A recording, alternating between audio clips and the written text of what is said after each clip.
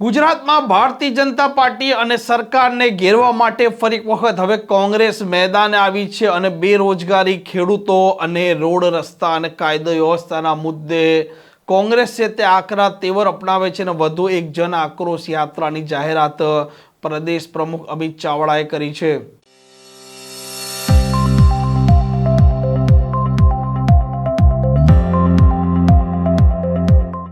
નમસ્કાર, આપ જોઈ રહ્યા છો હોટલાઇન ન્યૂઝ અને હું છું આપની સાથે તોફિક ગાંચી। ગુજરાતમાં જે પ્રકારે અત્યારે સ્થિતિ ઉદ્ભવી છે, ખેડૂતો પાયમાલ થયા છે, મોંઘવારી છે, બેરોજગારી છે, ભ્રષ્ટાચાર છે, આવા અનેક મુદ્દે હવે કોંગ્રેસ આકરા તેવર અપનાવી રહ્યું છે। કાયદો વ્યવસ્થાને લઈને પણ અનેક વખત કોંગ્રેસે સવાલો ઉપસ્થિત કર્યા છે અને વધુ એક વખત હવે કોંગ્રેસ છે તે જન આક્રોશ યાત્રા કરવા જઈ રહી છે। આ મામલે પ્રદેશ પ્રમુખ અમિત ચાવડા અને ગુજરાત વિધાનસભાના વિપક્ષના નેતા તુષાર ચૌધરીએ શું કહ્યું છે તે પણ આપ સાંભળો। પરંતુ છેલ્લા 3 દાયકાના શાસનમાં જે રીતે ભારતીય જનતા પાર્ટીની સરકારે એની નીતિ અને રીતિ મુજબ ફરી પાછા અંગ્રેજોનું શાસન હોય એ રીતે ગુજરાતના લોકોને ફરી ગુલામ બનાવવા તરફ शोषण थाय, अन्याय थाय, अत्याचार थाय, भेदभाव थाय એવું શાસન પ્રસ્થાપિત કર્યું છે। સાથે સાથે ક્યાં ઈડી હોય, ઇન્કમ ટેક્સ હોય, પોલીસ હોય, પ્રશાસન હોય, સીબીઆઈ હોય, અન્ય સંસ્થાઓનો દુરુપયોગ કરી ને ડર અને ભયનો માહોલ ઉભો કર્યો અને આ 3 દાયકાના શાસન પછી આજે ગુજરાતમાં ભય, ભૂખ અને ભ્રષ્ટાચાર વધ્યો હોય એવી સ્પષ્ટ સ્થિતિનું નિર્માણ થયું છે। નવા અંગ્રેજોનું શાસન હોય એવી સ્થિતિનું નિર્માણ થયું। એવા સમયમાં ગુજરાતની 6.5 કરોડની જનતાના પરસેવાના ટેક્સના પૈસાથી સરકારની તિજોરી ભરાય છે। દર વર્ષે જે વિધાનસભામાં બજેટ પાસ થાય, ચાલુ વર્ષનું બજેટ જોઈએ તો 3.70 લાખ કરોડ રૂપિયાનું બજેટ ગુજરાત વિધાનસભાએ પાસ કર્યું અને એ બજેટ પ્રજાના પૈસાથી બનેલું બજેટ રાજ્યના મંત્રી હોય, મુખ્યમંત્રી હોય, કોઈ કલેક્ટર હોય, ડીડીઓ હોય કે એસપી હોય કે સામાન્ય કર્મચારી હોય કે ધારાસભ્ય હોય, બધાનો પગાર પ્રજાના પરસેવાના ટેક્સના પૈસામાંથી થાય છે। ત્યારે 3 દાયકાના શાસન પછી અબજો રૂપિયાના બજેટના ખર્ચ પછી ગુજરાતના ખેડૂતોને શું મળ્યું, ગુજરાતના યુવાનોને શું મળ્યું, ગુજરાતની મહિલાઓ માટે શું થયું, ગુજરાતનો નાનો વેપારી હોય, કામદાર હોય, ખેત મજૂર હોય કે સામાન્ય વ્યક્તિ હોય, એને આ 3 દાયકાના શાસન પછી શું મળ્યું કે શું ના મળ્યું એના લેખાજોખા કરવાનો સમય છે। ત્યારે ગુજરાતના પ્રજાનો અવાજ આજે કોઈ સંભળાતો નથી। આજે સરકાર ના હોય ને અધિકારી રાજ હોય એવી સ્થિતિનું નિર્માણ છે। આ 3 દાયકાના શાસન પછી લોકોના સંવિધાનિક અધિકારો છીનવાતા હોય, એના હક માટેની લડાઈ એને લડવી પડતી હોય, એને ન્યાય મેળવવો હોય, એના અધિકાર મેળવવો હોય તો આંદોલનો કરવા પડે છે, ઉપવાસ કરવા પડે છે અને તેમ છતાં કોઈ સાંભળવા વાળું નથી।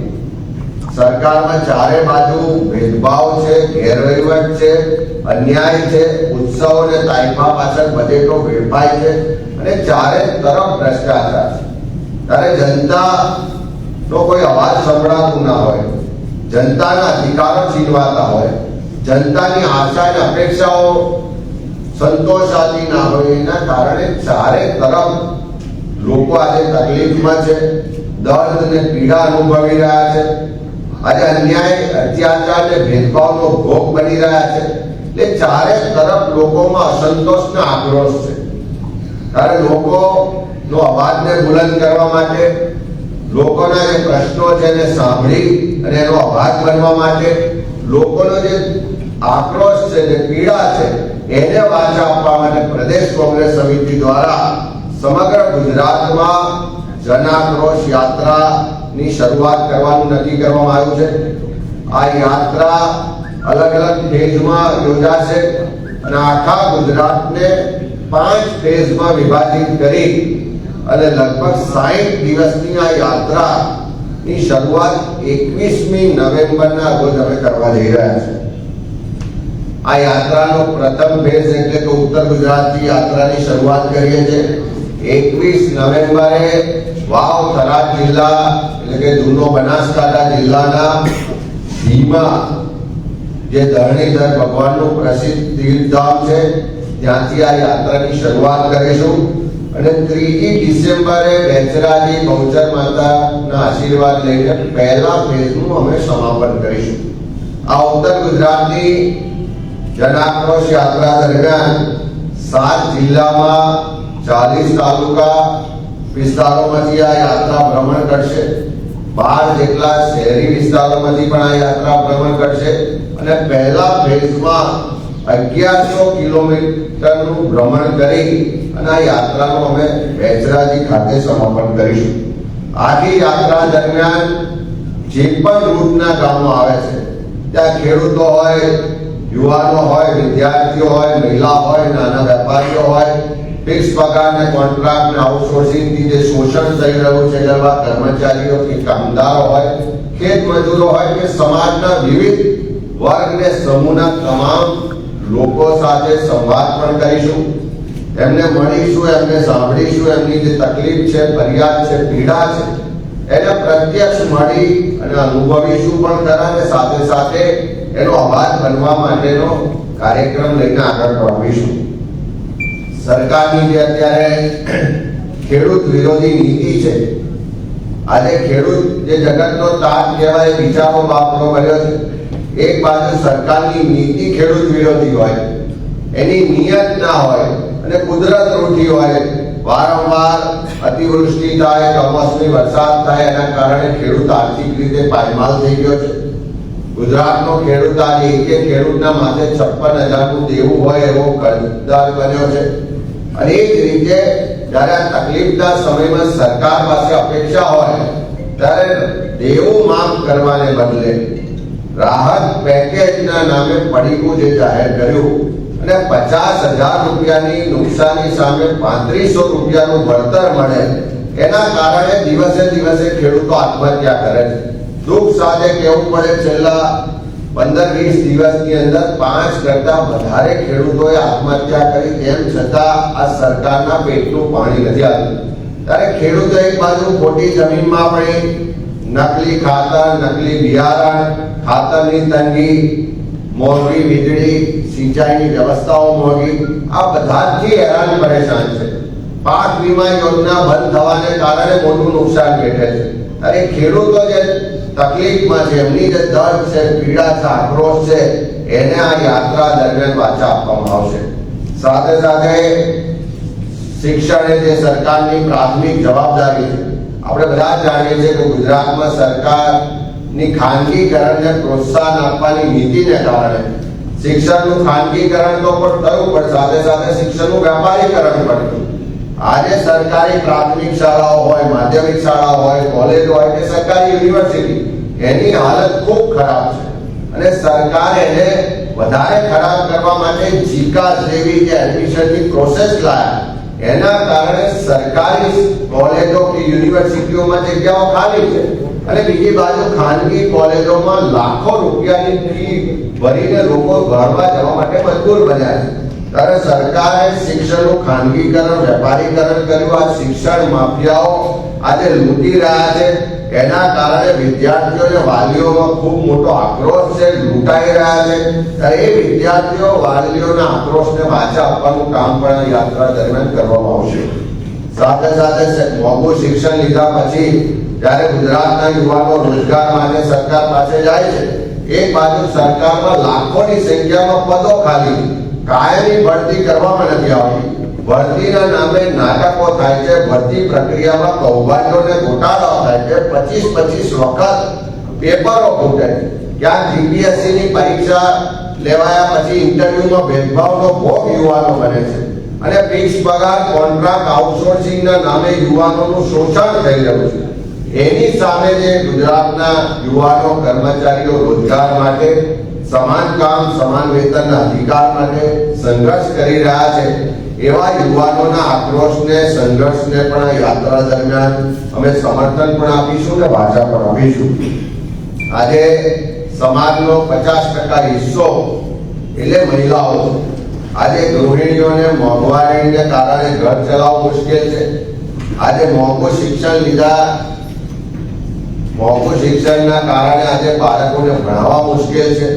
કાયદો વ્યવસ્થાની પરિસ્થિતિ કથળી ગઈ છે. બેન દીકરીઓ સલામત નથી. રોજ બળાત્કાર, છેડતી, અત્યાચારના બનાવ વધી રહ્યા છે. અને ખાસ કરીને જે ગુજરાતમાં કાયદો વ્યવસ્થાની પરિસ્થિતિ ખાડે ગઈ છે, સરકારનો કોઈ પણ જાતનો ડર નથી રહ્યો. પોલીસ જાણે હપ્તાખોરીના રાજને કારણે ગુનેગારોની ગુલામ બની હોય એવી સ્થિતિ છે. દારૂ, જુગારની બધી છે. દારૂ ને ડ્રગ્સ આજે ગલીથી લઈને ગાંધીનગર સુધી દરેક જગ્યાએ મળે છે. યુવાધન બરબાદ થઈ રહ્યું છે. આ દારૂની બધીને કારણે નાની ઉંમરે બેન દીકરીઓ વિધવા થઈ રહી છે. ત્યારે મહિલાઓની જે તકલીફ છે, પીડા છે, જે દર્દ છે, જે આક્રોશ છે, એને પણ આ યાત્રા દરમિયાન વાચા આપીશું ને મહિલાઓને એનો અધિકાર ને સન્માન મળે એ લડાઈને પણ આગળ લઈ જઈશું.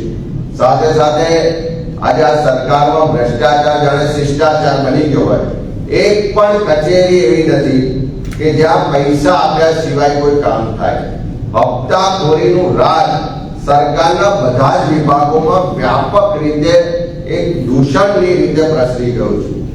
મનરેગાનો ભ્રષ્ટાચાર આપણે જોયો છે, નલ સે જલનો ભ્રષ્ટાચાર જોયો છે, રસ્તામાં ખાડા પડતા આપણે જોયો છે. બધી જ કચેરીઓમાં ભ્રષ્ટાચારનું શાસન છે. અને એવા સંજોગોમાં પ્રજાની જે અપેક્ષા છે કે ભ્રષ્ટાચાર નાબૂદ થવો જોઈએ, આ લૂંટ બંધ થવી જોઈએ, પારદર્શક વહીવટ થવો જોઈએ, એ પ્રજાનો જે આક્રોશ છે એને પણ આ યાત્રા દરમિયાન વાચા આપીશું. ખાસ કરીને આ જનાક્રોશ યાત્રા સમગ્ર ગુજરાતમાં ભ્રમણ કરવાની છે. અને આ 60 દિવસની યાત્રાના ભ્રમણ દરમિયાન બધા જ વિસ્તારોમાં, બધા જ વર્ગના, બધા જ સમૂહના લોકોને મળીશું, બધાને સાંભળીશું, દરેકને એમને બોલવા માટેનો મંચ આપીશું. એટલે કે જનતાનો મંચ પણ આ યાત્રા દરમિયાન જનમંચ પણ હશે. સાથે સાથે સંવાદ પણ પ્રસ્થાપિત થશે. અને સાચી હકીકતો, સાચી જે વિકાસના બળગા મૂકવામાં આવે છે એના બદલે સાચી હકીકતો પણ આ યાત્રા દરમિયાન ઉજાગર કરીશું. લોકોને જ્યાં ડર છે, ભય છે કે અમારી વાત કોઈ સાંભળતું નથી, અમને બોલતા ડર લાગે છે, એ ડરને પણ દૂર કરીશું. અને સરકાર સામે સડકથી લઈને સંસદ સુધી મુદ્દાઓ આધારિત લડાઈની શરૂઆત થશે. આ યાત્રાથી લોકો ખુલીને બોલતા પણ થશે. આ યાત્રાથી લોકોના અવાજને બુલંદી પણ મળશે. આ યાત્રાથી લોકોનો અવાજ હવે બુલંદ અવાજે ખાલી રજૂ જ નહીં કરીએ, પણ એના માટે પરિણામલક્ષી લડત પણ લડીશું. લોકો વચ્ચે જઈશું, લોકોના આશીર્વાદ પણ મેળવીશું. અને આખા ગુજરાતના લોકોની જે પરિવર્તન માટેની જે આશા અને અપેક્ષા છે, જે પરિવર્તન માટેની ઝંખના છે, એ ઝંખનાને પરિવર્તનના શંખના સ્વરૂપે ઉજાગર કરી અને 2027માં ગુજરાતમાં પરિવર્તન આવે અને આ જે લોકોના પ્રશ્નો છે, જે સમસ્યાઓ છે, એનું નિવારણ આવે, એ પરિણામલક્ષી લડત લડવાના સંકલ્પ સાથે આ યાત્રાની અમે શરૂઆત કરવા જઈ રહ્યા છે. ત્યારે આપના માધ્યમથી અમે ગુજરાતના લોકોને કહેવા માંગીએ છીએ કે જનતાના અવાજને બુલંદ કરવા માટે જે સરકાર જનતાનો અવાજ સાંભળતી નથી, એ બહેરા કાન સુધી અવાજ પહોંચાડવા માટે સરકાર જ્યાં પણ નહીં માને, જ્યાં પણ નહીં સાંભળે, ત્યાં એની સામે લડાઈ લડવા માટે અને સરકારની જે પરિણામલક્ષી લડત આપણે લડીને એમાં પરિવર્તન લાવવા માટે અમે આ યાત્રા લઈને આવી રહ્યા છે. ત્યારે એમાં બધા જ સહયોગી બને, બધા જ લોકો એમાં જોડાય. તમારો અવાજ, તમારા પ્રશ્નો, તમારી સમસ્યાઓ, તમારી તકલીફ, તમારા આક્રોશને વાચા આપવા માટેની આ યાત્રા છે.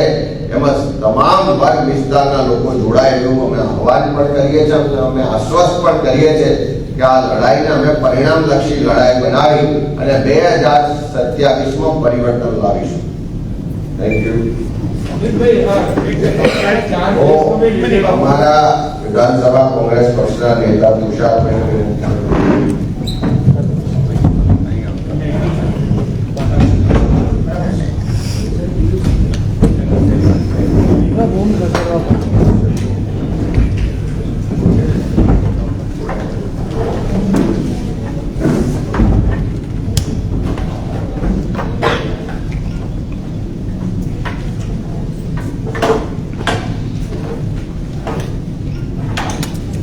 આગળ જવા દો ને આગળ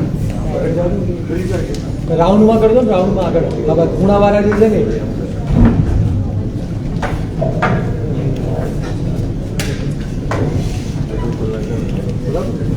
ચાલશે હા ડન લોકશાહીનો ચોથો સ્તંભ જેને કહેવાય એવા ઉપસ્થિત તમામ પત્રકાર મિત્રોને રાષ્ટ્રીય પ્રેસ દિવસની હાર્દિક શુભકામના પાઠવું છું અને આપ સૌનું સ્વાગત પણ કરું છું. ગત વિધાનસભાના સત્રમાં મનરેગા યોજનામાં ચાલતા ભ્રષ્ટાચાર ઉજાગર કરવાનો પ્રયત્ન કર્યો છે. મારા પ્રયત્નોને કારણે મંત્રી પુત્રને જેલવાસ પર ભોગવવો પડ્યો હતો અને મંત્રી ખુદ સચિવાલયમાં આવવાનું એમણે બંધ કરી દીધું અને મંત્રીમંડળના વિસ્તરણ બાદ એમને પડતા પણ મૂકવામાં આવે છે. પણ આ પડતા મૂકવા એ માત્ર ભ્રષ્ટાચારને ઢાંક પીછોડો કરવા માટેનું પગલું હોય એવું અમને લાગી રહ્યું છે. કારણ કે અમે એમાં આગળ ઊંડા ઉતર્યા તો માત્ર દાહોદ જિલ્લાના 80 ગામડામાં આ પ્રકારનો ભ્રષ્ટાચાર થયો છે ને એ રકમ લગભગ 433 કરોડ સુધી પહોંચી છે. પણ એની તપાસની કોઈ કાર્યવાહી હજુ સુધી સરકાર દ્વારા કરવામાં આવી નથી. નલ સે જલ યોજના આજે ગુજરાતમાં સદંતર નિષ્ફળ ગઈ છે. ગામે ગામ ઘરે ઘરે પાણીના નળ મુકાઈ ગયા છે પણ પાણી લેતા પાઇપ જમીનમાં હોવી જોઈએ, જમીનમાં પાઇપ નથી, ટાંકીમાં પાણી પડ્યું નથી. એમાં ફક્ત મહીસાગર જિલ્લામાં 223 કરોડની રિકવરી કાઢવામાં આવી છે. એમાંથી માત્ર 2 કરોડ જેટલી રકમ વસૂલ કરવામાં આવી છે. પણ સમગ્ર ગુજરાતમાં જો આ વસ્તુની તપાસ થાય તો આના 10,000 કરોડ કરતાં પણ મોટું કૌભાંડ આ નલ સે જલ યોજનામાં પણ આ સરકાર દ્વારા આચરવામાં આવ્યું છે. એટલે અમારી જે સૌરાષ્ટ્રની પેજ જે અમારી યાત્રા હતી એ કિસાન આક્રોશ યાત્રા. આ વખતની અમારી યાત્રા એક જન આક્રોશ યાત્રા અમે નામ આપ્યું છે. કારણ કે આપણે આમાં માત્ર ખેડૂતોના નહીં પણ મધ્યમ વર્ગ હોય, ઉચ્ચ મધ્યમ વર્ગ હોય, રોજે રોજ કમાઈને ખાનારો માણસ હોય, શ્રમયોગી હોય, એવા તમામ લોકોના, નાના વેપારી, મોટા વેપારી હોય, તમામ લોકોના પ્રશ્નો ઉજાગર કરવા માટે અમે આ જન આક્રોશ યાત્રા કાઢી છે.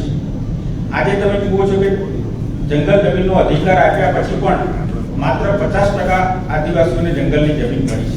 અને હાલમાં જે સરકારે ગીર ફાઉન્ડેશન નામની સંસ્થાને જે સેટેલાઇટ સર્વે કરવાનું જે કામગીરી સોંપી છે એ ગીર ફાઉન્ડેશન દ્વારા બિનઅધિકૃત રીતે જંગલના દાવાઓ નામંજૂર કરવામાં આવે છે.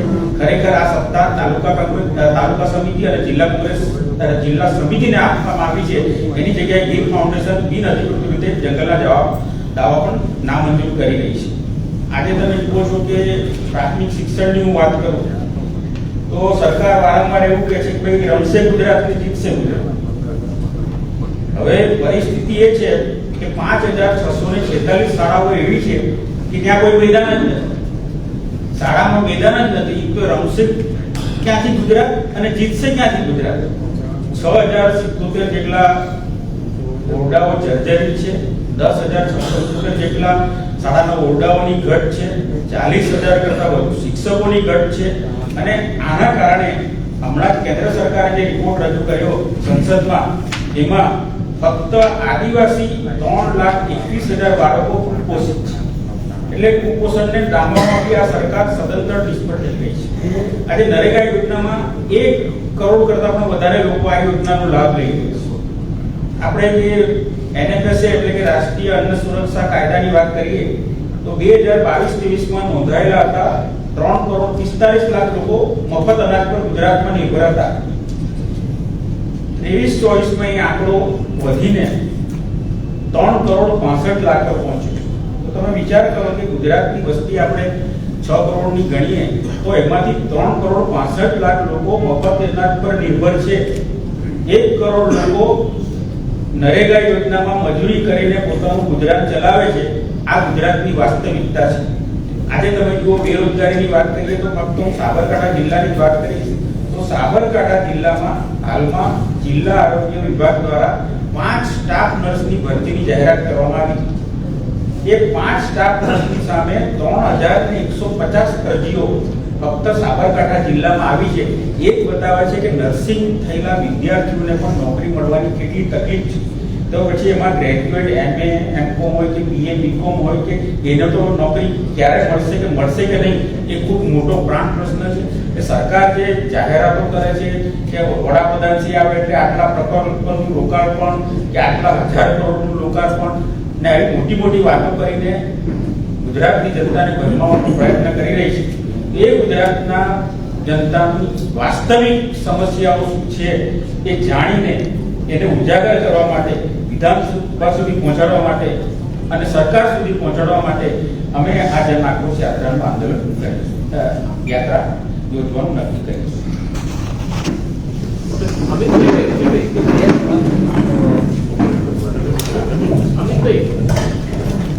તમારે એક પૂર્વ ધારાસભ્ય નારાજ ચાલી રહ્યા છે અને રાજીનામાની પણ આપી છે ને એમને મનાવવાના પણ પ્રયત્ન ચાલી રહ્યા છે. રઘુભાઈ દેસાઈને માની ગયા છે કે સ્ટેટસ શું છે?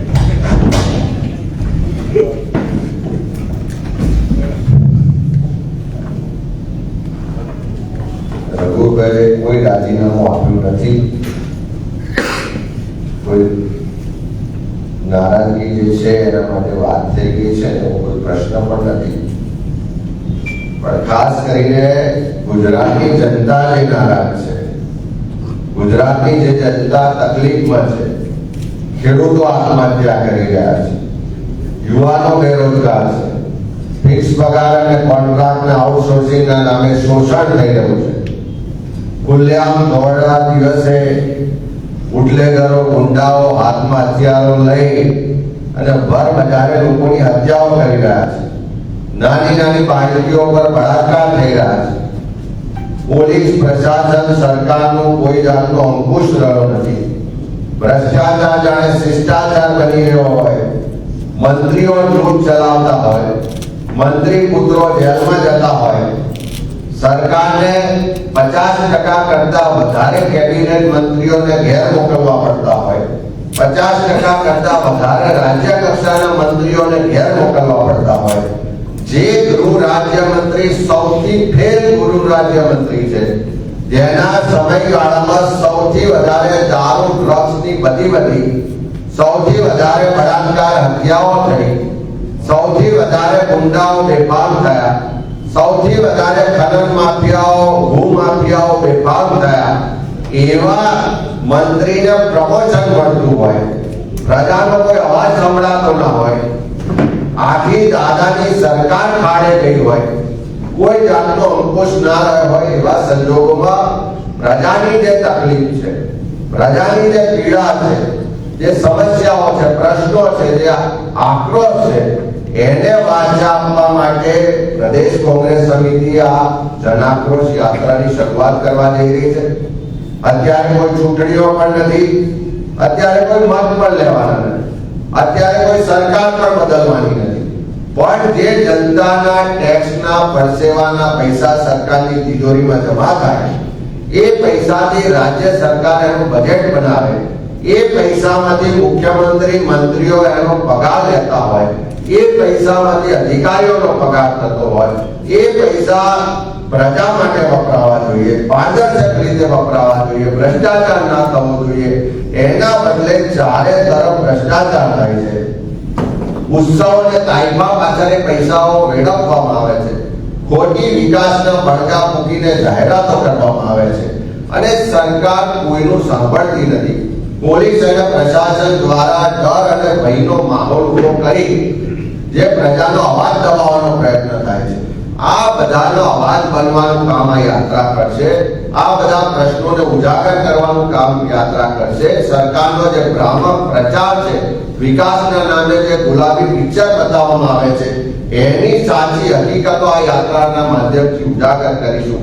જે શિક્ષણની વ્યવસ્થાઓ ખોરમ ગઈ છે, જે શિક્ષણની ગુણવત્તા કથળી ગઈ છે, કાયદો વ્યવસ્થાની પરિસ્થિતિ કથળી ગઈ છે, ગામડામાં આંગણવાડી કેન્દ્રોમાં કરોડો રૂપિયા ખર્ચ્યા પછી પણ કુપોષણ વધ્યું છે. આ બધા જ મુદ્દાઓના યાત્રા દરમિયાન અમે આવરી લઈશું. ખેત મજૂરોને પણ મળીશું, કામદારોને પણ મળીશું, મહિલાઓ સાથે પણ સંવાદ થશે, ખેડૂતો સાથે પણ સંવાદ થશે, યુવાનો જે રોજગાર માટે સંઘર્ષ કરી રહ્યા છે એમને પણ મળીશું, સામાન્ય વર્ગના લોકોના યાત્રા દરમિયાન મળીશું. એના પ્રશ્નો જાણીશું, એની ફરિયાદો, એની સમસ્યાઓ છે, એનો અવાજ બનવાનું કામ આ યાત્રા કરશે. હું માનું છું કે આ જનાક્રોશ યાત્રાના માધ્યમથી આવનારા સમયમાં જે પરિવર્તનનો શંખનાદ થવાનો છે એની શરૂઆત અમે 21મી તારીખથી કરવા જઈ રહ્યા છીએ. આવા પ્રકારના વિડીયો તમને જોવા ગમતા હોય તો હોટલાઇન ન્યૂઝ ચેનલને લાઇક, શેર અને સબસ્ક્રાઇબ કરો.